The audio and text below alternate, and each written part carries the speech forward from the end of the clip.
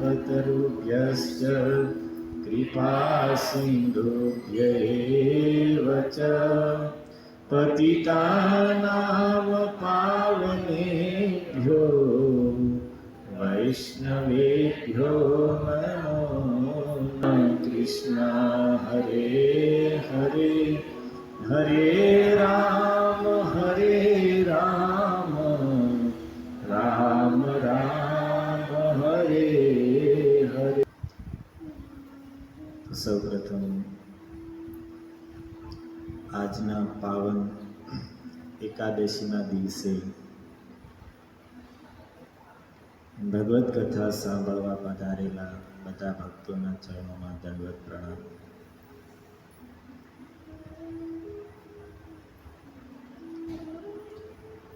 ગઈ વખતે માતાજીનો પ્રશ્ન હતો કે વૃંદાવનમાં કુંભ મેળો થવાનું કારણ શું? કારણ કે આપણે સાંભળ્યું છે સામાન્ય રીતે 4 જગ્યાએ કુંભ થાય છે: પ્રયાગરાજ, હરિદ્વાર, ઉજ્જૈન અને નાસિક. તો કુંભની કથા તો પ્રસિદ્ધ છે. સમુદ્ર મંથનમાંથી ભગવાન ધન્વંતરી અમૃતનો કળશ લઈને પ્રગટ થયા. તો અસુરો પોતાના સ્વભાવ અનુસાર ભગવાનના હાથમાંથી અમૃત કળશ આંચકીને ભાગ્યા અને પછી ઝપટા ઝપટીમાં એ જે અમૃતનો કળશ હતો એ છલકાણો અને એના અમૃતના બિંદુઓ ત્યાંથી નીચે આવ્યા. તો પૃથ્વી ઉપર 4 જગ્યાએ એ અલગ અલગ સ્થાનમાં હરિદ્વાર, ઉજ્જૈન, નાસિક અને પ્રયાગમાં અમૃતના બિંદુ પડ્યા. અને પછી અમૃત છે તો એનો પ્રભાવ કોઈ દિવસ નષ્ટ ન થાય.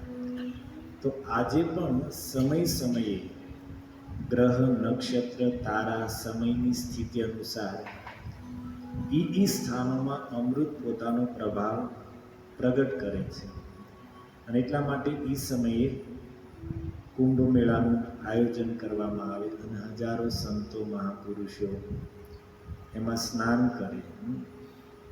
અમૃતથી શરીરના સ્વાસ્થ્યની સાથે મન પણ, બુદ્ધિ પણ નિર્મળ થાય, એ જ ઉદ્દેશ્ય છે. આ તો મુખ્ય કુંભની ચર્ચા થઈ. પણ એક કથા ઓર આવે છે ભાગવતમાં કે ગરુડજી પોતાની માતા વિનતાને એની સોત કદ્રુના દાસપણામાંથી મુક્ત કરાવવા માટે સ્વર્ગમાં ગયા અમૃત લેવા માટે. કદ્રુએ શરત રાખી ગરુડજી પાસે કે તારી માને મારી દાસતામાંથી મુક્ત કરાયું હોય તો સ્વર્ગમાં દેવતાઓ પાસે અમૃત છે, એ લાવીને મને આપ. તો ગરુડજી ત્યાં ગયા અને મહાભારતમાં બહુ વિસ્તાર રૂપથી વર્ણન છે કે ત્યાં કેટલી દેવતાઓની સિક્યુરિટી હતી. કોઈ પોતાના શારીરિક બળથી નહીં, તંત્ર મંત્રના બળથી કે સિદ્ધિથી કે દિવ્યાસ્ત્રના પ્રયોગથી પણ અમૃતના કળશ સુધી પહોંચી ન શકે. એટલી ભારી સુરક્ષામાં એ અમૃત કળશ રાખેલો હતો. પણ ગરુડજી તો ભગવાનના પાર્ષદ છે.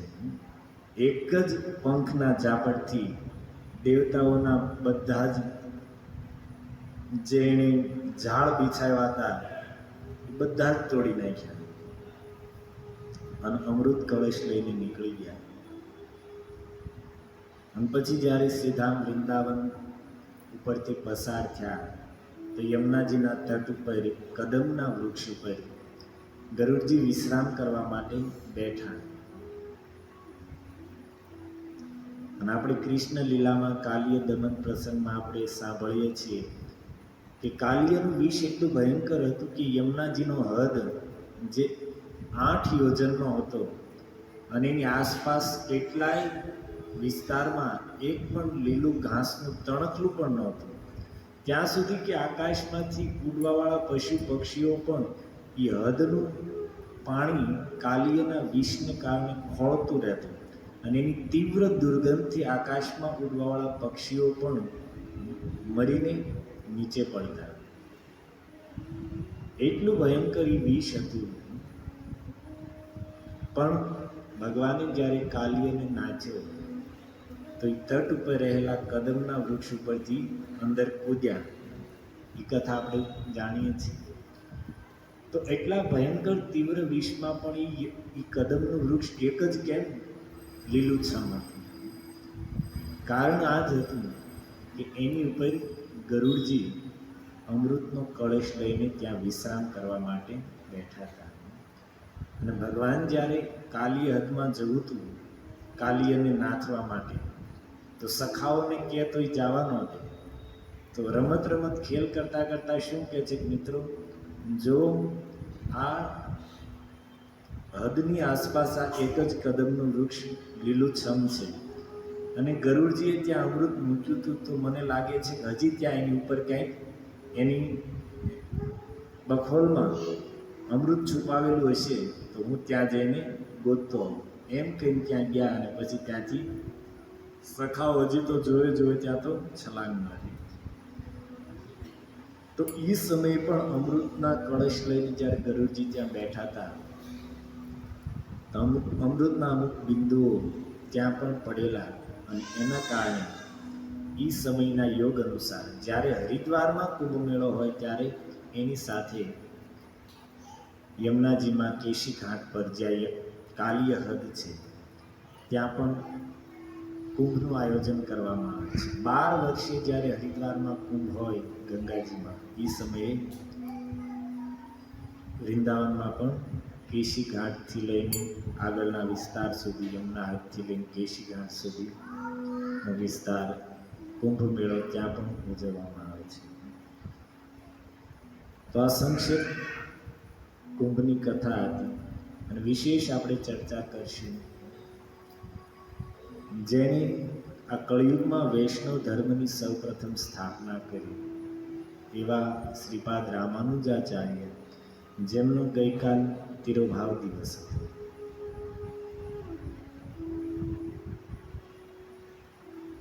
તમે લોકોએ વારંવાર ભક્તોના મુખથી કથા સાંભળી છે કે ભગવાને પોતાનું જ્ઞાન આ જગતના જીવો સુધી પહોંચાડવા માટે 4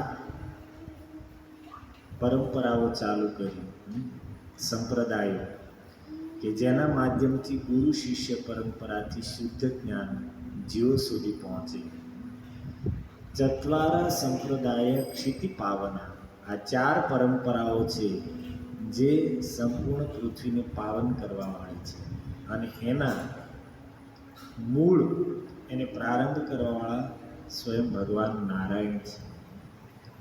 4 લોકોને આ જગતમાં ભગવાને સૌ પ્રથમ જ્ઞાન આપ્યું અને એનાથી જ આ 4 પરંપરાઓ ચાલી. સૌથી પહેલાં બ્રહ્માજીને જે જ્ઞાન આપ્યું ભગવાને, એનાથી બ્રહ્મ સંપ્રદાય. લક્ષ્મીજીને ભગવાને જે જ્ઞાન આપ્યું એનાથી શ્રી સંપ્રદાય. 4 કુમારો, ચતુષ્કુમારોને જે ભગવાને જ્ઞાન આપ્યું એનાથી કુમાર સંપ્રદાય. અને રુદ્રદેવને ભગવાન દ્વારા જે જ્ઞાન આપવામાં આવ્યું તેનાથી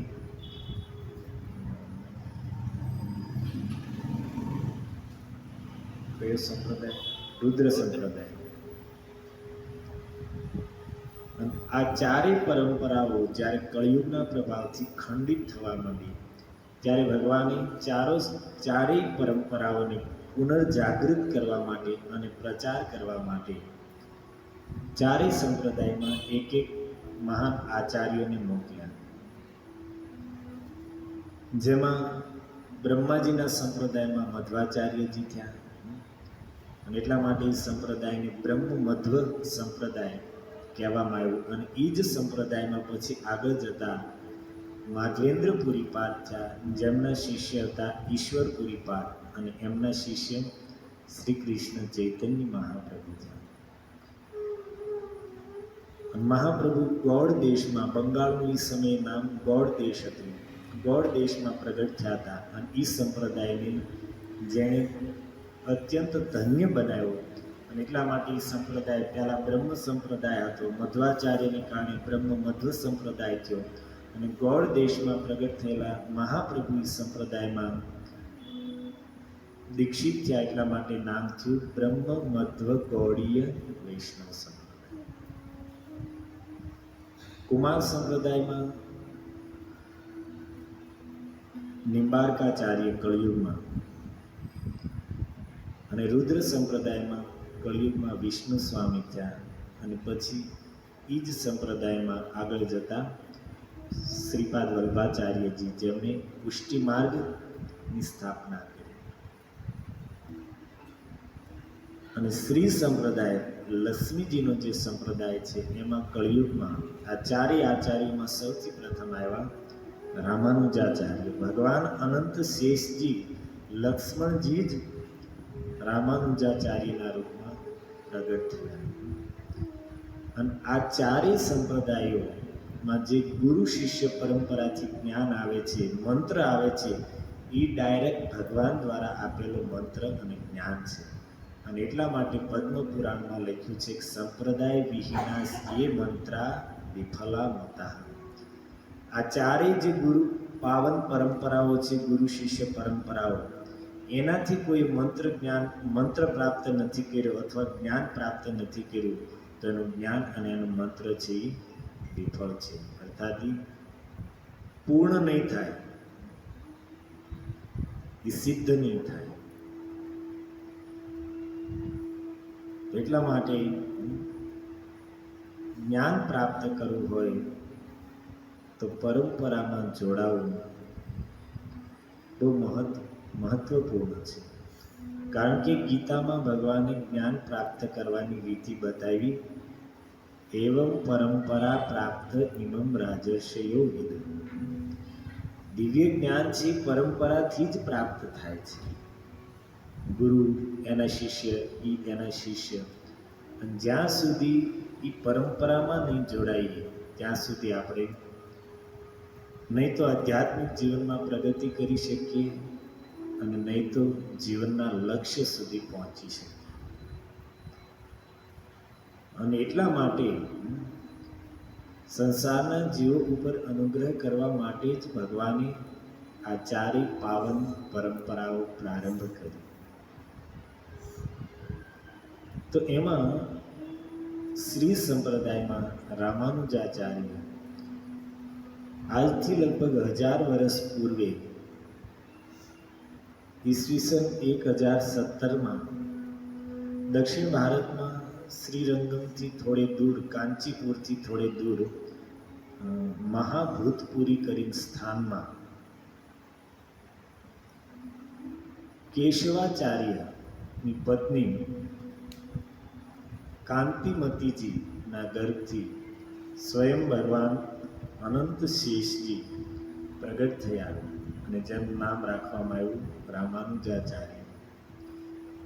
અને બાળપણમાં જ એના પિતા ભગવત ધામ પ્રયાણ કર્યું. અને પછી રામાનુજી અને એમના મા ભૂતપુરીને છોડીને કાંચીપુરમાં આવીને રહેવા માંડ્યા. કારણ કે કાંચીપુર એ સમયે ભગવાન વરદરાજ ત્યાં બિરાજમાન છે, એટલા માટે અનેક સંતો વૈષ્ણવોનો ત્યાં વાસ હતો. અને વિશેષ શાસ્ત્રોનું અધ્યયન કરવા માટે પણ કાંચીપુરી આવ્યા. અને ત્યાં એક યાદવ પ્રકાશ કરીને એક સંન્યાસી હતા, બહુ પ્રકાંડ વિદ્વાન હતા, પરંતુ એ માયાવાદી સંન્યાસી હતા. તો રામાનુજાચાર્ય એની પાસે શાસ્ત્રોનું અધ્યયન કરવા ગયા. પણ રામાનુજાચાર્ય તો જન્મથી જ ભક્ત, અને એટલા માટે યાદવ પ્રકાશની જે ફિલોસોફી હતી માયાવાદી, એ રામાનુજાચાર્યને બંનેનો મેળ બેસતો. કારણ કે માયાવાદ દર્શન શું છે? માયાવાદનું સરળ અર્થ છે કે જે લોકો સમજે છે કે ભગવાનને રૂપ નથી, નિરાકાર છે, રૂપ નથી, નામ નથી, લીલા નથી, ગુણ નથી, કાંઈ નથી, પણ એ ભગવાન, એ નિર્ગુણ નિરાકાર ભગવાન જ્યારે માયાથી યુક્ત થાય છે ત્યારે એનું રૂપ પ્રગટ કરે છે. અર્થાત ભગવાનનું જે રૂપ છે એ માયાનો વિકાર છે. આ માયાવાદી દર્શન છે.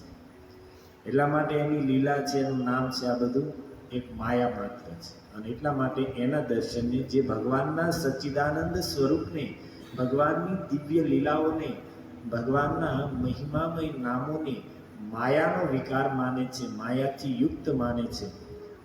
અને એટલા માટે એને એ દર્શનને માયાવાદ દર્શન કહેવામાં આવે છે. અને વૈષ્ણવ આચાર્યોએ સૌથી પહેલા ખંડન કર્યું હોય તો એ છે માયાવાદનું. ભક્તિ સિદ્ધાંત સરસ્વતી ઠાકુરે પોતાના તાત્પર્યમાં લખ્યું છે કે મેં ગ્રંથો લખ્યા, મારી ઈચ્છા હતી કૃષ્ણની લીલાઓનું વર્ણન કરું, પણ શું કરું, માયાવાદનું ખંડન કરવામાં જ મારો બધો સમય વહી ગયો. મારી બધી લેખની એમાં જ વપરાઈ ગઈ, કારણ કે એ સમયે તો માયાવાદ પોતાની ચરમ સીમાએ પહોંચે. એ લોકોની દ્રષ્ટિમાં માયાવાદ અર્થાત ભગવાનને રૂપ નથી, ગુણ નથી, આકાર નથી. રવિવારે પ્રભુજી કહેતા હતા અમુક લીલા, એક તું હી નિરંકાર, તારે એકને જ આકાર નથી, બાકી બધાને આકાર છે. જેણે એટલી સુંદર સૃષ્ટિ બનાવી, એમનામ આપણે વિચાર કરીએ તો સમજાય કે આવી સુંદર સૃષ્ટિ બનાવીને એને આકાર ન હોય કેમ માનવામાં આવે? આવા સુંદર રંગબેરંગી ફૂલ બનાવ્યા, વલ્લભા ગૌરાંગ પ્રભુના ગળામાં હાથ જો, કોઈ કલર કરેલા નથી. આવી સુંદર વસ્તુ બનાવીને એને પાછું એને રૂપની કેમ આપણને માનવામાં? તો એ છે શું ઈશ્વર? એને પૂછવામાં આવતું કે બસ એક પ્રકાશ છે, એક જ્યોતિપુંજ છે. અને એટલા માટે એ ધ્યાન કરે છે નિરાકારનું. શું ધ્યાન કરે છે? એ દિવ્ય પ્રકાશનું, જ્યોતિનું ધ્યાન કરે છે. પણ એ જ્યોતિ છે શું? મૂળ રૂપમાં એ જ્યોતિ ભગવાન શ્રી કૃષ્ણની અંગ કાંતિ છે. ભગવાનના શરીરમાંથી જે દિવ્ય પ્રકાશ નીકળે છે એ પ્રકાશને જ શાસ્ત્રોએ બ્રહ્મ જ્યોતિ કીધું છે. અને જ્યોતિ, એ પ્રકાશ, એનો એક કણ, એનો એક અંશ સૂર્યની અંદર છે. અને એટલા માટે સૂર્ય સંપૂર્ણ બ્રહ્માંડને પ્રકાશિત કરે છે. ગીતામાં ભગવાને કીધું છે, યદ આદિત્ય ગતમ તેજ જગત ભાસ્યતે ખિલમ તદ વિદ્ધિ મામકમ. સૂર્યની અંદર જે તેજ છે એ મારા તેજનો એક અંશ માત્ર છે. એ છે ભગવાનના શરીરનું તેજ.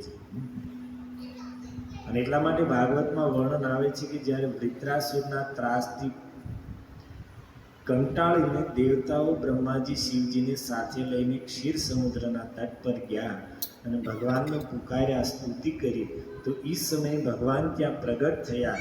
અને ભાગવતમાં વર્ણન છે કે ભગવાનના શરીરનું તેજ એટલું બધું હતું, અનંત સૂર્ય સમાન તેજસ્વી સ્વરૂપમાં ભગવાન પ્રગટ થયા તો બધા દેવતાઓની આંખો અંજાઈ ગઈ.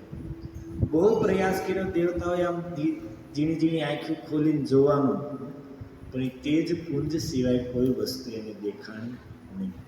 બ્રહ્માજી અને શિવજી આ બે જ હતા કે જેને તેજની અંદર ચતુર્ભુજ ભગવાનના સુંદર દિવ્ય સચ્ચિદાનંદ રૂપના દર્શન થયા.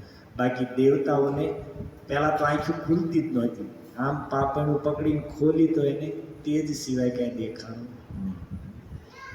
હવે એ દેવતાઓને પૂછવું હોય કોઈએ કે ભગવાન એટલે શું, એટલે એ શું કે તેજ, કારણ કે એને બીજું કંઈ દેખાય, તેજની અંદર જે સ્વરૂપ હતું એ તો એને જોયું નથી. આપણને અહીંયાથી કહેવામાં આવે કે સૂર્ય એટલે શું? સૂર્ય એટલે એક પ્રકાશમાન ગોળો, કારણ કે આપણને એ જ દેખાય છે. પણ ત્યાં જઈને જેણે જોયું છે એને ખબર છે કે એ એક ગ્રહ છે, એના અધિષ્ઠાતૃ દેવતા વિવસ્વાન દેવ છે, જે રથ ઉપર સવાર થઈને ભ્રમણ કરે છે. આપણે બહુ સાંભળ્યું સૂર્યનો રથ, તેમ કોઈ જોયું? સૂર્યના સારથી પહેલા આવે એટલે આખી લાલીમાં છવાઈ જાય, અરુણી આવે એટલે આપણે જોયા. આપણી પાસે દ્રષ્ટિ નથી, આપણી દ્રષ્ટિની પહોંચ નથી. એમાં માયાવાદીઓ છે ભગવાનના સચ્ચિદાનંદ સ્વરૂપ સુધી એ બ્રહ્મ જ્યોતિથી અંદર ઘૂસે તો એને ભગવાનનું દિવ્ય રૂપ દેખાય. બસ એ જ્યોતિ સુધી પહોંચે છે. દેવતાઓને પૂછવામાં આવે ભગવાન એટલે શું, તો એ કહે છે કે એ જ્યોતિ. પણ બ્રહ્માજીને શિવજીને પૂછવામાં આવે ભગવાન એટલે શું, તો એ એના રૂપનું વર્ણન કરે. 4 ભુજાઓ છે, શંખ ચક્ર ગદા પદ્મ ધારણ કર્યા છે, કમળ સમાન નેત્રો છે, માથામાં સુંદર મુકટ ધારણ કર્યો છે, મેઘ સમાન કાલી અલકાવલી લટો છે, પિતાંબર ધારણ કર્યું છે. તો બસ એ જ માયાવાદ દર્શન છે કે જેને એ બ્રહ્મ જ્યોતિની અંદર છુપાણેલું ભગવાનનું દિવ્ય રૂપ દેખાતું નથી, અને એટલા માટે એની દ્રષ્ટિમાં ભગવાન અર્થાત નિરાકાર નિર્ગુણ, અને એનું જે સાકાર સ્વરૂપ છે એ માયાથી યુક્ત છે. એટલા માટે દર્શનને માયાવાદ દર્શન કહેવામાં આવે. અને યાદવ પ્રકાશ કે જેની પાઠ્યશાળામાં શ્રીપાદ રામાનુજાચાર્ય ભણવા ગયા, એ માયાવાદી દર્શનના બહુ પ્રકાંડ વિદ્વાન હતા. અને એક સમયે વેદોનું વાક્ય જેમાં ભગવાનના સુંદર રૂપનું વર્ણન કર્યું હતું, તો એની વ્યાખ્યા કરતા હતા કે તત્ બ્રહ્મ કપ્યાસમ પુંડરીકાક્ષમ. ભગવાનનું એ સ્વરૂપ છે જેના નેત્રોનું વર્ણન કર્યું હતું કપ્યાસમ પુંડરીકાક્ષમ. તો કપ્યાસનો અર્થ યાદવ પ્રકાશે કર્યો કપી અર્થાત વાનર, અને આસ અર્થાત નિતંબ.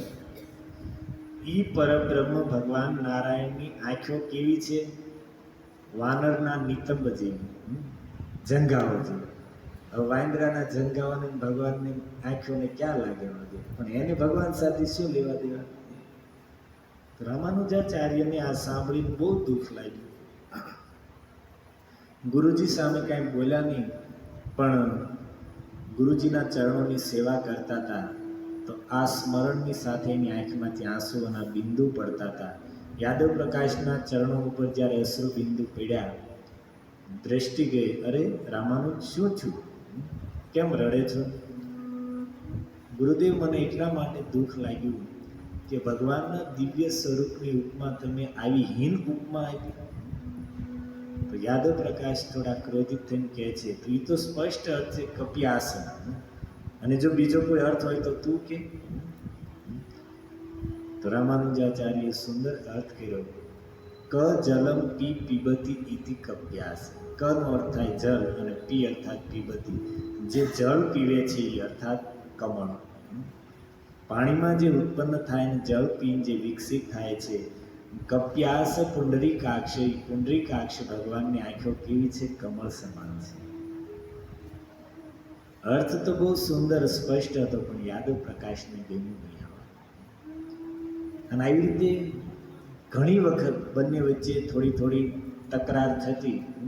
યાદવ પ્રકાશ જે વ્યાખ્યા કરતા, અર્થ કરતા, રામાનુજાચાર્યનાથી અલગ બિલકુલ ભગવાનની મહિમાથી યુક્ત અર્થ કરતા.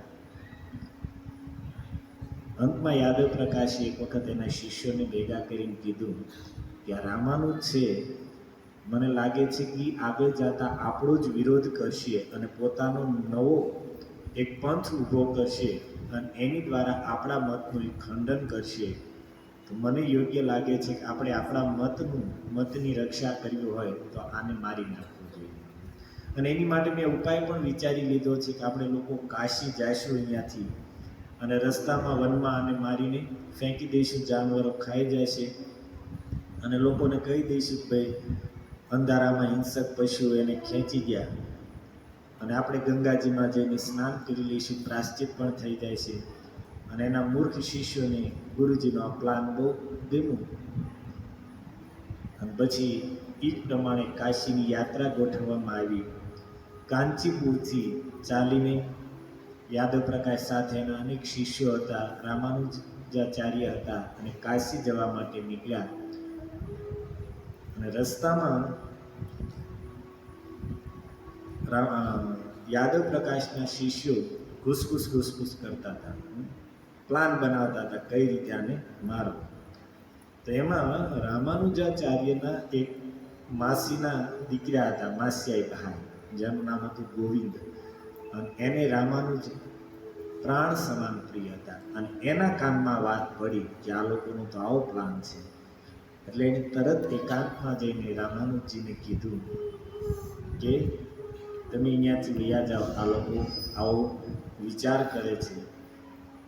તો રામાનુજાચાર્યને સાંભળીને બહુ પહેલાં તો ઝટકો લાગ્યો અત્યંત કે ગુરુજી, મારા ગુરુજી એટલી નીચી સ્થિતિ હતી.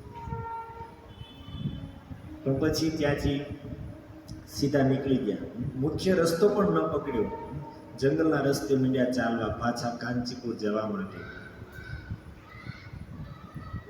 સાંજનો સમય હતો, એને જોયા નહીં એટલે યાદવ પ્રકાશે શિષ્યોને કીધું, બધી બાજુ બધાએ બહુ ગોત્યા પણ ન મળ્યા. તો અંતમાં નિર્ણય કર્યો કે ભાઈ કોઈ હિંસક પશુ એને પકડીને ખાઈ ગયું છે. તો બહારથી તો દુઃખ પ્રગટ કરતા હતા, પણ અંદરથી સંસારની આ જ રીત છે. બહારથી કંઈક અલગ લાગતું હોય ને અંદરથી કંઈક અલગ હોય. અને જે ખોટા હોય ને પાછા રોવાના નાટક વધારે કરે. આપણે સાંભળીએ છીએ ભાગવતમાં, ચિત્રકેતુ મહારાજની મોટી પત્નીથી ઋતુજ્યોતિથી પુત્ર થયો અને બીજી રાણી હોય એને વિષ ખવડાવીને મારી નાખ્યો. અને પછી જ્યારે પુત્ર મરી ગયો તો સૌથી પહેલા એ રાણીઓ આવીને ભેગડો તાણ્યો.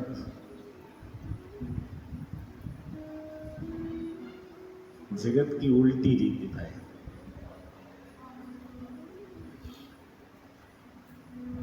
રામાનુજાચાર્ય ત્યાંથી ચાલવા માંડ્યા. રાત્રિનો સમય હતો, ઘોર જંગલ હતું. અને એવામાં એને ત્યાં એક શિકારી દંપતી મળ્યા અને પરિચય કર્યો, ભાઈ ક્યાં જાઓ છો? તો કે મારે કાંચીપુર જવું છે. તો એ તો બહુ દૂર છે. હા, પેલા દંપતી એ કીધું કે ભાઈ અમે તો અત્યારે તીર્થયાત્રાએ નીકળ્યા છીએ અને અમે તો વનમાં રહેવાળા શિકારી છીએ, અમે તો બધા વનના માર્ગો જોયા છે, પણ અત્યારે અમે તીર્થયાત્રાએ જઈએ છીએ. કાંચીપુર જઈને વરદરાજ ભગવાનના દર્શન કરશું, ત્યાંથી અમે સેતુબંધ જઈશું. તો અમારો રસ્તો જોયેલો છે, તો તમે અમારી સાથે ચાલુ હોય તો ચાલો. અને શિકારી દંપતી કોઈ સામાન્ય, સાક્ષાત ભગવાન લક્ષ્મી નારાયણ જ પોતાના ભક્તને સહાય કરવા માટે શિકારીના રૂપમાં આવ્યા હતા. અને ચાલતા ચાલતા ગયા. મોડી રાત્રિ થઈ. જે શિકારીની પત્ની હતી અને થાક લાગ્યો, વિશ્રામ કરવા માટે સૂતા અને કહે છે કે મને તરસ લાગી છે. તેના પતિએ કીધું કે ભાઈ અત્યારે રાત્રિએ ક્યાં પાણી લેવા જવું? અહીંયા બાજુમાં જ એક વાવ છે, પણ સવારમાં પાણી પી લેજે, અત્યારે વિશ્રામ કરી લે. રાત્રે વિશ્રામ કર્યો. ત્રણેય સાથે સવારમાં ઉઠીને ગયા વાવ પાસે.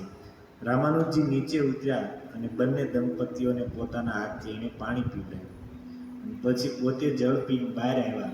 જોયું કે આ બંને ગયા ક્યાં? તો એ બંને તો ત્યાં હતા ને બંને વયા ગયા હતા, અદ્રશ્ય થઈ ગયા હતા.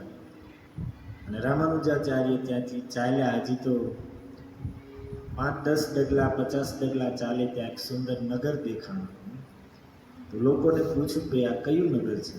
તો કે આ કાંચીપુર છે, સામે દેખાતું નથી, વરદરાજ ભગવાનનું શિખર ઊંચું. તો રામાનુજી વિચાર કરે મહિનાઓનો રસ્તો એ કે હું એક દિવસમાં કેમ પાછો પહોંચું? પછી એને વિચાર કર્યો કે આ જે દંપતી હતા એ કોઈ સામાન્ય નહોતા, સાક્ષાત ભગવાન જ હતા. પાછા આવ્યા. ઘરે આવીને એની માને કીધું જે ઘટના થઈ હતી, ભગવાન વરદરાજની કૃપા માનીને. પછી ઘરે જ શાસ્ત્રોનું અધ્યયન કરવા માંડ્યા. અને આ બાજુ યાદવ પ્રકાશ પૂરા સંઘ સાથે કાશી તો પહોંચ્યા, પણ ત્યાં પહોંચીને એના શરીરની સ્થિતિ એવી થઈ ગઈ, શરીરમાં એવી અસ્વસ્થતા થઈ કે ત્યાં જઈને ગંગાજીમાં સ્નાન ન કરી શકે. દુર્ભાગ્ય હોય, બહાનું કોઈ પણ બનાવે, પણ મૂળ તો પાપ જોર કરતા હોય એટલે ક્યાં ટિકિટ ન મળે, ક્યાં કંઈક કામ આવી જાય, ક્યાં તાવ આવી જાય, ગમે થાય. મૂળ કારણ તો આપણા પાપ આપણને કરવાનું છે. નિમિત્ત તો ગમે ઘટનાને બનાવે. એમ યાદવ પ્રકાશ દક્ષિણ ભારતથી ચાલીને છેક ઉત્તર ભારત કાશી સુધી પહોંચ્યા. ગંગા સ્નાન કરવા માટે ગયા હતા, પણ મનમાં પાપનો વિચાર લઈને ગયા હતા. તો ત્યાં જઈને સ્થિતિ એવી થઈ કે ત્યાં રહ્યા એટલા દિવસ શરીરમાં સ્વસ્થતા ન આવી. પાછા આવ્યા ત્યારે સ્વસ્થ થયા, ગંગાજીમાં સ્નાન નથી. અને પાછા આવીને ખબર પડી કે ભાઈ રામાનુજ તો સ્વસ્થ છે. એટલે પછી એને એમ કે ખબર કોઈને કાંઈ છે ને, એટલે આવ્યા અને પાછા રામાનુજાચાર્યને સમજાવી પાછા એની સ્કૂલમાં પાઠ્યશાળામાં શાસ્ત્રોનું અધ્યયન કરાવવા માંડ્યા. અને એ સમયે થયું એવું કે કાંચીપુરના રાજાની દીકરી રાજકુમારી એને એક ભૂત વળગેલું. રાજાએ બહુ પ્રયાસ કર્યા પણ ભૂત એ રાજકુમારીનું શરીર છોડીને ગયું નહીં. તો યાદવ પ્રકાશને બોલાવે, કારણ કે એ સમયે યાદવ પ્રકાશ જેવા વિદ્વાન પંડિત કોઈ હતા નહીં. તો યાદવ પ્રકાશ ત્યાં ગયા એટલે એને જોઈને ઓલું ભૂત હતું એ અટ્ટહાસ કરીને, એટલે ભૂત મીન્સ એ છોકરીના શરીરમાં જ હતો. એ પ્રેત બ્રહ્મ રાક્ષસ હતો. બ્રહ્મ રાક્ષસ અર્થાત બ્રાહ્મણ કોઈ હોય અને મૃત્યુ પછી પ્રેત શરીરમાં જાય તો એને બ્રહ્મ રાક્ષસ કહે. આપણને લોકોને ભૂત કહે, બ્રાહ્મણોને બ્રહ્મ રાક્ષસ.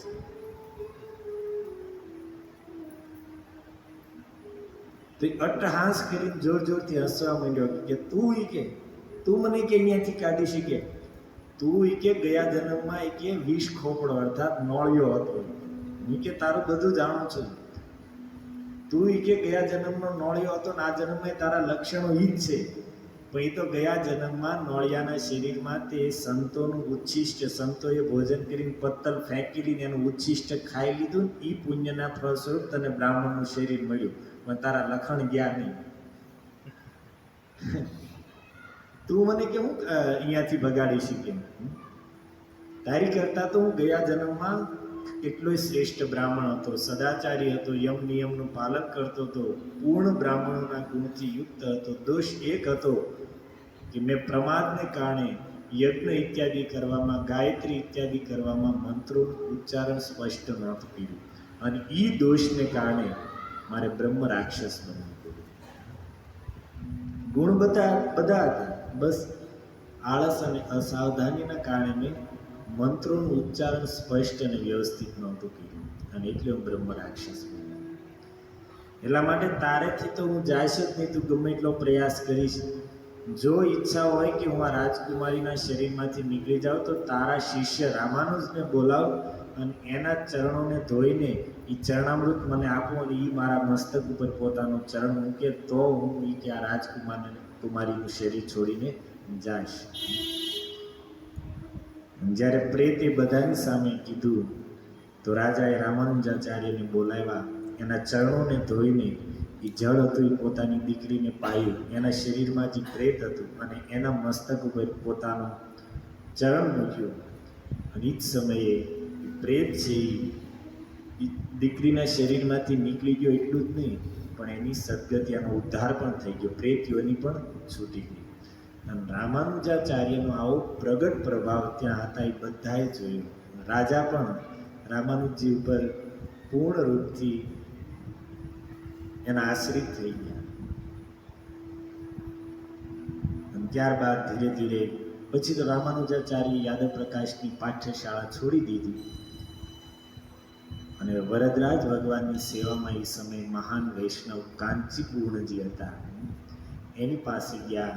અને યાદવ પ્રકાશના જે છળ કપટ હતા એ કીધા અને કીધું કે ગુરુદેવ, હવે હું તમારા ચરણોમાં છું, મને તમે સેવા આપો. તો કાંચીપૂર્ણજી પણ રામાનુજીના ગુણોથી બહુ પ્રભાવિત હતા અને એને કીધું કે પુત્ર, તારી સેવા છે, વરદરાજ ભગવાન માટે તારે રોજ એક ઘડો જળ ભરીને લાવવાનું, અને ક્યાંથી શાલકૂપ, જે કૂપનું પાણી રામાનુજાચાર્યએ શિકારીના રૂપમાં આવેલા ભગવાનને પાયું હતું એ કૂપનું નામ હતું શાલકૂપ, અને ત્યાંથી રોજ ઘડો પાણી લઈને વરદરાજ ભગવાનની સેવા માટે લાવવાનું. આ સેવા હતી. અને ત્યાર પછી 16 વર્ષની ઉંમરે રામાનુજાચાર્યના વિવાહ થયા. તેજમાં અંબા કરી સ્ત્રી સાથે વિવાહ થયા. અને પત્ની હતા એ અનુકૂળ નહોતા, મીન્સ આડોડિયા નહોતા, પણ એને સંતોમાં શ્રદ્ધા નહોતી, બ્રાહ્મણોમાં શ્રદ્ધા નહોતી.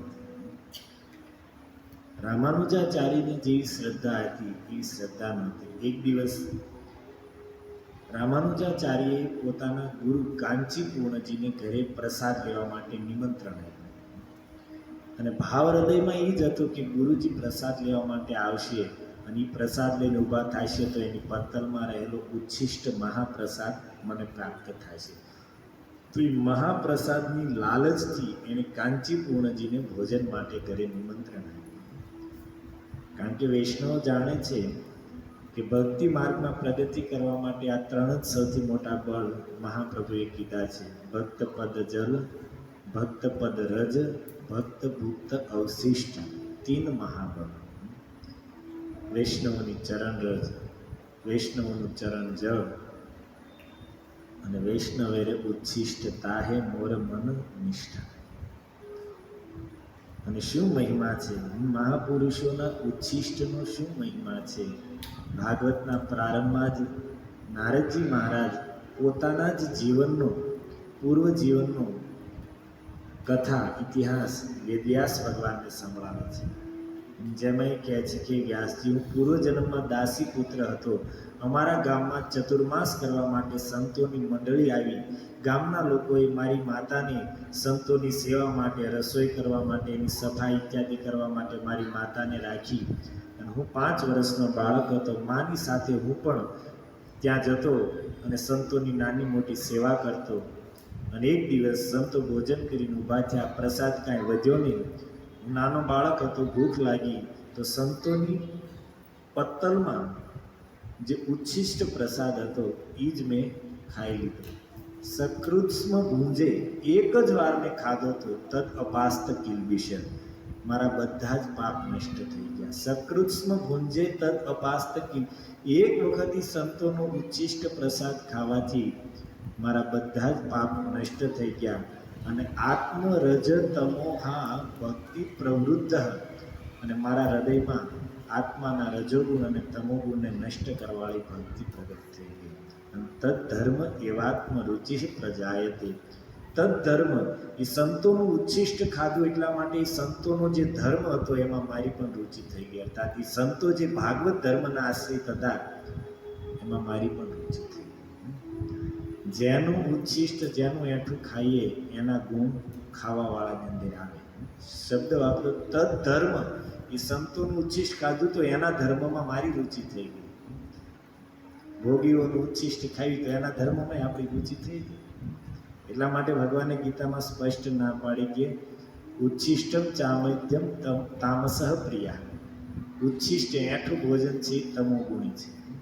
એટલા માટે એઠું ભોજન ન કરવું જોઈએ. ઘણી વાર કહું, સાથે ભોજન કરવું જોઈએ, સાથે બેસીને ભોજન કરવું જોઈએ. પણ એનો અર્થ એવો નથી કે સાથે ભોજન એટલે એક થાળીમાં બેસીને ભોજન કરવું. એ આપણી પરંપરા નથી. એઠું ક્યારેય વ્યક્તિ ન ખાવું જોઈએ. મહાપુરુષોનું એઠું છે એ તો મહાપ્રસાદ છે, એની વાત નથી. મહાપ્રસાદની લાલસાએ કાંચીપૂર્ણજીને નિમંત્રણ આપ્યું અને ઘરે સુંદર તેજમાં અંબાએ અનેક પદાર્થો ભોજન માટે બનાવ્યા. રામાનુજાચાર્ય ગુરુદેવને બોલાવવા માટે ગયા અને કાંચીપૂર્ણજી બીજા રસ્તેથી ઘરે પહોંચ્યા. હાથ પગ ધોયા બેઠા તો પૂછ્યું તો કે તમને બોલાવવા ગયા? તો કે મારી પાસે સમય નથી, એ આવશે, મને ભોજન કરાવી દે, મારે નીકળવું છે. તો તેજમાં અંબા હતા, એને ગુરુજીને કાંચીપૂર્ણજીને ભોજન કરાવ્યું. ભોજન કરી એ તો નીકળી ગયા.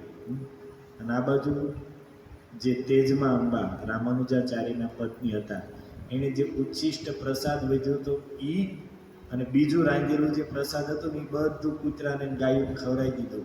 અને એ આખા સ્થાનને પાણીથી ધોઈ લીપીને સાફ કર્યું અને પાછી નવી રસોઈ તૈયાર કરી.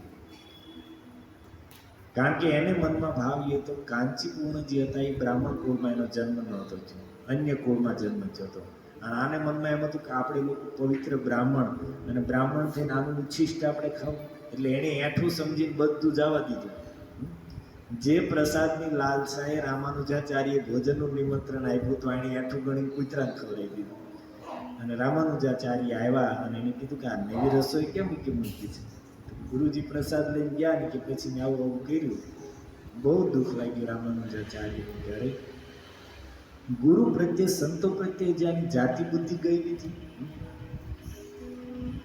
અને બીજી 2-3 ઘટનાઓ એવી થઈ. એક દિવસ એક સેવક રામાનુજાચાર્યને શરીરે માલિશ કરતો હતો તેલનો. તો આચાર્યએ કીધું પત્નીને કે ભાઈ આને ભોજન કરાવો. તો કે ઘરમાં કંઈ ખાવાનું નથી એમ કહીને સ્નાન કરવા માટે વહી ગયા. તો રામાનુજાચાર્ય ઊભા થઈ રસોડામાં ગયા તો અને જમવાનું તો ઘણું પડ્યું હતું. પછી એને ઓલા સેવકને ભોજન કરાવીને મોકલી દીધું. અને એક દિવસ તો રામાનુજાચાર્ય ઘરે આવતા હતા તો રસ્તામાં એક બ્રાહ્મણ મળ્યા સામા. બહુ દુઃખી હતા અને ભૂખ્યા હતા. રામાનુજાચાર્ય પૂછ્યું, અરે બ્રાહ્મણદેવ, તમે કેમ એટલા બધા કષ્ટમાં છો? તો કે હું તમારા ઘરે ગયો હતો, તમારી પત્ની પાસે મેં ભોજનની યાચના કરી, ખાવાનું તો ન દીધું પણ ઉપરથી મને કેટલી દાટ ફટકાર લગાવી ત્યાંથી બગાડી મૂક્યો. રામાનુજાચાર્યએ કીધું કે હજી બ્રાહ્મણદેવ હજી એક વખત તમે જાઓ ત્યાં, હું કહું એમ કરો. શું? એક પત્ર લખી દો. આ પત્ર લઈને જાઓ, તમારે કહેવાનું કે હું તમારા પિયરમાંથી આવ્યો છું. અને રામાનુજાચાર્ય પત્ર લઈને મોકલ્યા એ બ્રાહ્મણને અને કીધું કે હું તમારા પિયર આવો આવો આવો બેસું બેસું. અને પછી એની સ્વાગત સત્કાર. પહેલા તો એને પત્ર વાંચ્યો નહીં, કેટલી પ્રકારની વસ્તુઓ બનાવીને ભોજન કરાવ્યું ભરપેટ. અને પછી પત્ર ખોલીને વાંચ્યો. એમાં લખ્યું હતું કે ભાઈ તમારી બહેનના વિવાહ નક્કી થયા છે તો તમે જલ્દીથી જલ્દી આવી જાઓ. વિવાહની તારીખ ને બધું લખ્યું હતું. એટલે પ્રસન્ન થઈ ગયા. બ્રાહ્મણદેવને વળાવ્યા. રામાનુજાચાર્ય ઘરે આવ્યા અને તૈયારી ચાલતી હતી જવાની કે શું વાત છે. તો પત્ર દેખાડ્યો કે ચાલો આપણે ત્યાં જવાનું છે. તો આચાર્યએ કીધું કે ભાઈ તમે જાઓ, હું અત્યાર દીનો આવીને શું કરીશ, હું વિવાહના સમયે આવીશ, તમે અત્યારે જાઓ. અને તેજમાં અંબા ગયા પિયર. અને આ બાજુ રામાનુજાચાર્ય સીધા જ જઈને કાંચીપૂર્ણજી પાસે સંન્યાસ લીધો. કોકને માથા ભારે મળ્યા હોય તો આમ શીખવા જેવું, પણ આ વેરાયટી હોય તો કામનું પાછું. ભાઈ પાછા આવીને પછી કેવું હું.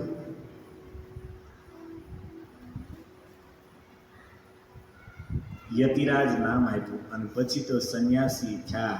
એનો પ્રભાવ એવો થઈ ગયો, પહેલેથી એવો પ્રભાવ હતો ને એમાં સંન્યાસ લીધો પછી તો એનો પ્રભાવ ચારે દિશાઓમાં એટલો ફેલાઈ ગયો, એટલો વૈષ્ણવ ધર્મનો પ્રચાર કર્યો કે જે યાદવ પ્રકાશ જેની પાઠ્યશાળામાં રામાનુજાચાર્ય ભણવા માટે જતા હતા, એ જ યાદવ પ્રકાશે આવીને રામાનુજાચાર્ય પાસે દીક્ષા લીધી. એનું નામ આપ્યું ગોવિંદદાસ. યાદવ પ્રકાશમાંથી ગોવિંદદાસ.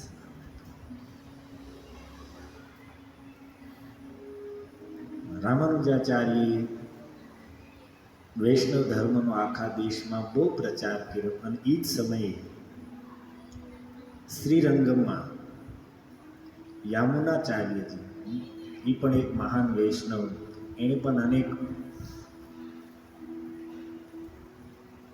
ભજનો લખ્યા છે, દિવ્ય સ્તોત્ર લખ્યા છે, સ્તુતિઓ લખી છે. પ્રભુપાદજી યામુનાચાર્યના અનેક શ્લોકોને પોતાના તાત્પર્યમાં પણ કોટેશનના રૂપમાં લખ્યા છે. તો યામુનાચાર્યનું શરીર એ સમયે થોડું અસ્વસ્થ રહેતું હતું અને વિચાર કરતા હતા કે હવે હું ભગવાનના ધામમાં જઈશ તો પછી આ ગાદીને કોણ સંભાળશે? કોઈ એવા યોગ્ય અધિકારીને કે હું આ ગાદી આપું કે જે વૈષ્ણવ ધર્મનો પ્રચાર કરે અને ભગવાન રંગનાથની સેવા વ્યવસ્થિત સુચારુ રૂપથી કરે. તો પોતાના બધા શિષ્યોને બોલાવ્યા. તો નિર્ણય કરવામાં આવ્યો કે ભાઈ અત્યારે પ્રભાવશાળી સૌથી કોઈ હોય તો એ છે રામાનુજાચાર્ય. એને જ કે તમે ગાદી સોંપો. યામુનાચાર્ય પણ એના ગુણગાન બહુ સાંભળ્યા હતા. અને એક વખત વરદરાજ ભગવાનના દર્શન કરવા ગયા ત્યારે મળ્યા તો નહોતા પણ દૂરથી દર્શન થયા હતા રામાનુજાચાર્યના. તો પોતાના મોટા શિષ્ય ગોષ્ઠીપૂર્ણજીને કીધું કે તમે જાઓ અને રામાનુજને લઈને અહીંયા આવો. ગોષ્ઠીપૂર્ણજી ગયા. આ બાજુ ભગવાન રંગનાથ વિચાર કરે કે જો આ બંને વિભૂતિઓ યામુનાચાર્ય અને રામાનુજાચાર્ય આ બંને ભેગા થઈ જશે તો કળિયુગનો પ્રભાવ સમાપ્ત થઈ જશે, કારણ કે બંને એટલા મહાન હતા. તો ભગવાને વિચાર કર્યો કે આ બંનેનું મિલન થાય યોગ્ય નથી. અને એટલા માટે યમુનાચાર્યજીને કીધું કે આચાર્ય હવે તમે ચાલો મારા ધામમાં. યમુનાચાર્ય કે પ્રભુ એટલી જલ્દી શું છે, તાત્કાલિક? તો કે નહીં નહીં, મને તમારી વગર કહેવા ગમતું નથી, તમે ચાલો મારા ધામમાં. તો કે થોડા દિવસ તો રહેવા જાય. તો કે નહીં, અત્યારે જ ચાલો. તો યમુનાચાર્યએ કીધું કે ઠીક છે પ્રભુ, મને 8 દિવસનો સમય આપો, 8 દિવસ પછી હું તમારા ધામમાં આવી જઈશ. ભગવાને કીધું કાંઈ વાંધો નહીં. યમુનાચાર્યએ 8 દિવસનો સમય એટલા માટે માંગ્યો કે જાણતા હતા કે ગોષ્ઠી પૂર્ણજીને ત્યાં પહોંચતા 4 દિવસ થાય છે કાંચીપુરમ, અને ત્યાંથી રામાનુજાચાર્યને લઈને પાછા આવતા 4 દિવસ થાય છે. 8 દિવસનો સમય એટલા માટે માંગ્યો હતો. પણ ઠાકોરજી પાસે તો એને જે કરવું હોય તો એ કોઈનું ચાલવા દે નહીં. એટલે 8મા દિવસે રામાનુજાચાર્ય પહોંચે. જેવા કાવેરી નદીને પાર કરીને શ્રીરંગમમાં પહોંચ્યા, જોયું કે હજારો લોકોનું ટોળે ટોળા લોકો, હજારો લાખો લોકોની ભીડ જામેલી છે. પૂછ્યું શું થયું? તો સમાચાર મળ્યા કે યમુનાચાર્ય પરમ પદને પ્રાપ્ત કર્યા. સાંભળતા જ રામાનુજાચાર્ય મૂર્છિત થઈને પડી ગયા ત્યાં. થોડી વાર પછી હોશ આવ્યો.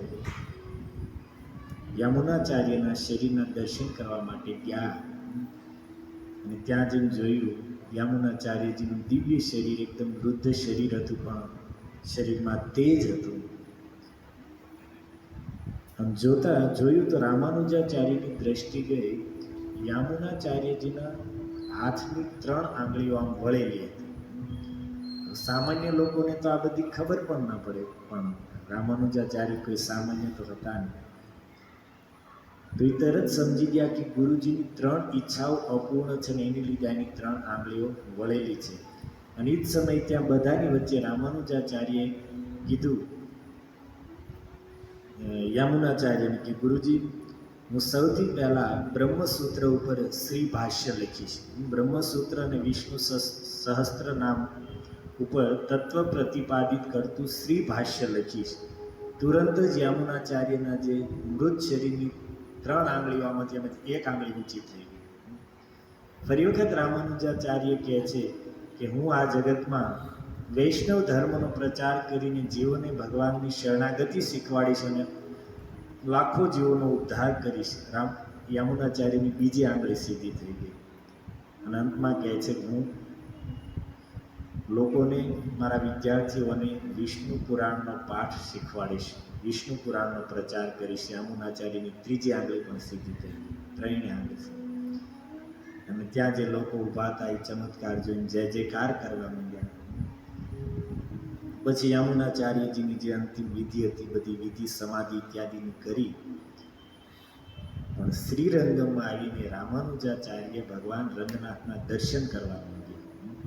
નારાજ થઈ ગયા ભગવાનથી કે જેણે મને, મારા ગુરુજી, કારણ કે રામાનુજાચાર્યની ઈચ્છા હતી કે હું દીક્ષા તો યમુનાચાર્ય પાસે જ લઈશ. સંન્યાસ તો એને કાંચીપૂર્ણ પાસે લીધો હતો, પણ દીક્ષા લેવાની હતી યમુનાચાર્ય. જેણે મારા ગુરુ સાથે મિલન મારું ન થવા દીધું, ભગવાનના દર્શન નહીં કરું, તો શ્રીરંગમાંથી નીકળી ગયા, કાંચીપુર વહી ગયા. ભગવાન રંગનાથના દર્શન ન કર્યા. અને ત્યાં રહીને થોડો સમય સુધી એણે અનેક જગ્યાએ વૈષ્ણવ ધર્મનો પ્રચાર કર્યો. અને આ બાજુ યમુનાચાર્ય ગયા પછી ગાદી કોણ સંભાળે? તો વિચાર કર્યો કે ભાઈ રામાનુજાચાર્યથી યોગ્ય અત્યારે કોઈ છે નહીં, તો એને જ બોલાવવામાં આવે. પાછા ગોષ્ઠીપૂર્ણજી ગયા, સમજાવી રામાનુજાચાર્યને લઈને આવ્યા શ્રીરંગમ, અને શ્રી સંપ્રદાયની મુખ્ય ગાદી ઉપર એને સ્થાપિત કરવામાં આવ્યા. અને રામાનુજાચાર્ય ગાદી પર આવતાની સાથે જ એણે સૌપ્રથમ તો મંદિરની જે સેવાઓ હતી એમાં અનેક ફેરફારો કર્યા. અમુક સેવા નહોતી, વધારી હતી, ઓછી કરી. તો કાર્ય તો બહુ સારું વૈદિક વિધિ અનુસાર, શાસ્ત્ર પ્રમાણ અનુસાર કર્યું હતું. પણ જે પહેલાંના અનેક સેવા કરવાવાળા ત્યાં હતા એ લોકોને આ વાત ગમી નહીં. અને અમુક તો આ વાતને કારણે રામાનુજાચાર્યના વિરોધી થઈ ગયા. અને વિરોધ એટલો વધી ગયો કે એક એ સેવામાં બ્રાહ્મણ હતા, એણે તો નિર્ણય કરી લીધો કે આને મારી નાખીશ. અને એ બ્રાહ્મણ દેવતાએ રામાનુજાચાર્યને પોતાના ઘરે પ્રસાદ માટે નિમંત્રણ દીધું અને એની પત્નીને કીધું કે ભોજનમાં વિષ મેળવી દેજે. રામાનુજાચાર્ય ગયા, ઘરે ભોજન કરવા માટે બેઠા. એ પત્નીએ ભોજન પીરસીને સામે ઊભી છે, આંખમાંથી આંસુઓની ધાર વહેતી હતી, અત્યંત દુઃખી હતી. એટલે આચાર્યએ પૂછ્યું કે ભાઈ કેમ દેવી તમે દુઃખી છો? તો એનાથી રહેવાનું નહીં, અને જે હતું એ બધું માતાઓને પેટમાં મસ્તી વાત તો રહે નહીં, તો કહી દીધું. તો રામાનુજાચાર્ય કીધું કાંઈ વાંધો નહીં, ભોજન હતું નદીમાં પ્રવાહિત કરીને ઊભા થઈ ગયા. પણ જ્યારે આ વાત ગોષ્ઠીપૂર્ણજીને ખબર પડી કે રામાનુજને મારવા માટે એના વિરોધીઓ મારવાનો પ્રયાસ કરે છે, તો એ કાંચીપુરમાં હતા, ત્યાંથી આવ્યા શ્રીરંગમમાં. અને જેવા નજદીક આવ્યા કાવેરી નદીના તટ ઉપર, રામાનુજાચાર્યને સમાચાર મળ્યા. તરત જ ગુરુજીનું સ્વાગત કરવા માટે ત્યાં ગયા. ગોષ્ઠીપૂર્ણજીને જોયા તો દૂરથી જ રામાનુજાચાર્યએ, ગ્રીષ્મનો સમય હતો, કાવેરીની જે રેતી હતી તટની એ અત્યંત ઉષ્ણ ગરમ થયેલી હતી, અને ગરમ રેતી ઉપર જ એ સૂઈ ગયા, ગુરુજીને દંડવત પ્રણામ કરતા. ગોષ્ઠીપૂર્ણજીએ જોયા પણ એને ઊભા ન કર્યા, એમનામ જોઈ રહ્યા. રામાનુજ હવે રેતી, ઉનાળાનો સમય, અને કપડાં તો પહેરવા સંન્યાસીઓ એટલે ખુલ્લા દિલ જ હોય. તો રામાનુજાચાર્યની સાથે એનો એક સેવક હતો, એનાથી રહેવાનું નહીં. તરત ક્રોધિત થઈ ગયો, કેવા ગુરુ છો તમે? શિષ્ય પ્રણામ કરે છે, તપતી ધગધગતી રેતી ઉપર સૂઈને એને ઊભા નથી કરતા. ગોષ્ઠીપૂર્ણજી ઉપર ક્રોધિત થઈને સેવક દોડ્યો અને રામાનુજાચાર્યના શરીરને પોતાની ઉપર લઈ લીધું, એ નીચે સૂઈ ગયું. ગોષ્ઠીપૂર્ણજી પ્રસન્ન થઈ ગયા. બસ કે મને કે આવા જ સેવકની જરૂર હતી, કે જેને પોતાનાથી પણ રામાનુજ ઉપર વધારે સ્નેહ હોય. અને પછી એને આચાર્યને આદેશ આપ્યો કે હવે આજથી તમે કોઈ પણ જગ્યાએ ભિક્ષા લેવા નહીં જાઓ. આ તમારો સેવક છે, એ રસોઈ કરશે અને એની બનાવેલી રસોઈ આજથી તમે ભોજન કરજો. પણ છતાં વિરોધીઓ હતા, એનો ઉદ્દેશ એટલો પાકો હતો કે એણે બીજો ઉપાય કર્યો. શ્રી રંગનાથ મંદિરના પૂજારીને પોતાની સાથે મેળવીને ચરણામૃતની અંદર વિષ મેળવી દીધું. અને રામાનુજાચાર્ય ગયા, હાથમાં ચરણામૃત આપ્યું, પણ એનો પ્રભાવ એટલો હતો કે પૂજારી હતા એનું પણ હૃદય પરિવર્તિત થયું. મહાપુરુષોના દર્શનનો એક પ્રભાવ હોય કે પાપીઓના હૃદય પણ એમાં પણ પરિવર્તન આવી જાય. તમે વિચાર કરો કે શું વિદેશવાળા લોકો હતા, એના હૃદયની, એની બુદ્ધિની એવી ક્ષમતા, એવી સ્થિતિ હતી કે ગીતા અને ભાગવતના ઉપદેશોને સમજી શકે, એમાં એની શ્રદ્ધા બેસે. આપણે ભારતમાં જન્મમાં, સનાતન ધર્મમાં જન્મ થયો, શ્રદ્ધા આપણા લોહીમાં છે, ખૂનમાં છે, તોય જાજા એવા છે જેને ગીતા ભાગવતમાં શ્રદ્ધા નથી, વિશ્વાસ નથી. તો એ લોકોને ક્યાંથી આ વાત ઉપર શ્રદ્ધા અને વિશ્વાસ બેસે? તો પ્રભુપાદજી જેવા મહાન સંતના દર્શનનું ફળ હતું કે હૃદય નિર્મળ અને શુદ્ધ છે, આ પાપનો બોજો ઓછો થયો, અને ત્યારે ગીતા ભાગવતના શબ્દમાં એની શ્રદ્ધા અને વિશ્વાસ બેઠો. રામાનુજાચાર્યના દર્શન કરતાની સાથે જ પૂજારી હતા, એનાથી રહેવાનું ચરણામૃત તો હાથમાં આપી દીધું, પણ કહે છે કે આચાર્ય તમે આ પીતા નહીં, કે મારાથી ભૂલ થઈ છે, મેં આમાં વિષ મેળવ્યું છે. રામાનુજાચાર્ય શું કહે છે? કાંઈ વાંધો નહીં કે, પણ એ કે અમૃતનો પ્રભાવ વધારે કે વિષનો પ્રભાવ? વિષનું કાર્ય છે મારવાનું, પણ અમૃતનું કાર્ય છે મરેલાને જીવિત કરવાનું. અને એમાં પણ આ તો ચરણામૃત, અકાલ વ્યાધિ હરણમ, અકાલ મૃત્યુ હરણમ સર્વ વ્યાધિ વિનાશનમ, વિષ્ણુ પાદોદકમ પીત્વા પુનર્જન્મ ન વિદ્યતે. પી ગયા. અને અમૃતનો પ્રભાવ તો, પણ આપણે એવું ન કરવું જોઈએ, કારણ કે ભક્તિ માર્ગ છે, શ્રદ્ધા અને વિશ્વાસ ભાવનો માર્ગ છે. શ્રદ્ધા હોય તો મીરાબાઈ જાણતા જ હતા કે રાણાએ જે પ્યાલો મોકલ્યો એ વિષનો છે, ચરણામૃત તો એને ખાલી કીધું છે, પણ એ તો ચરણામૃત સમજી જ પી ગયા, કારણ કે એની શ્રદ્ધા હતી, એનો વિશ્વાસ હતો. અને આપણને શ્રદ્ધા વિશ્વાસ ન હોય તો ખોટા નાટક ન કરાય, નહીં તો રામ નામ જેની શ્રદ્ધા છે એ વાત અલગ છે. આપણે કથા જાણો જ છો, શિવજી ને પાર્વતીજી કોઢી બ્રાહ્મણના રૂપમાં ગંગાજીના તટ ઉપર બેઠા. એટલે ગંગાજી નાય તો પાપ નહીં જતા, પણ શ્રદ્ધા વિશ્વાસ હોવો પડે.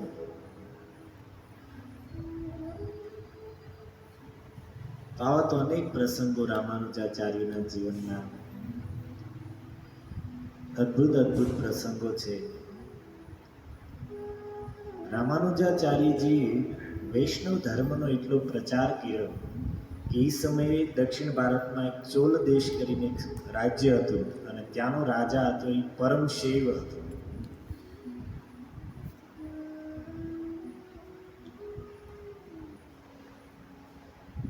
એનું નામ વિચિત્ર છે, મારે લખવું પડ્યું, કીધું યાદ નહીં રહે. કોલુતુંગ.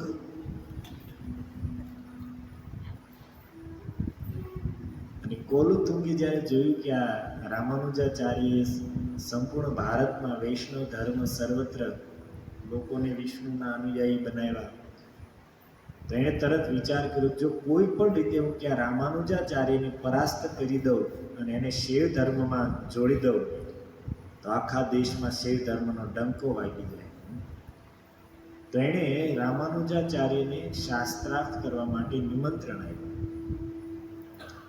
અને આચાર્ય તો જવા માટે તૈયાર થઈ ગયા.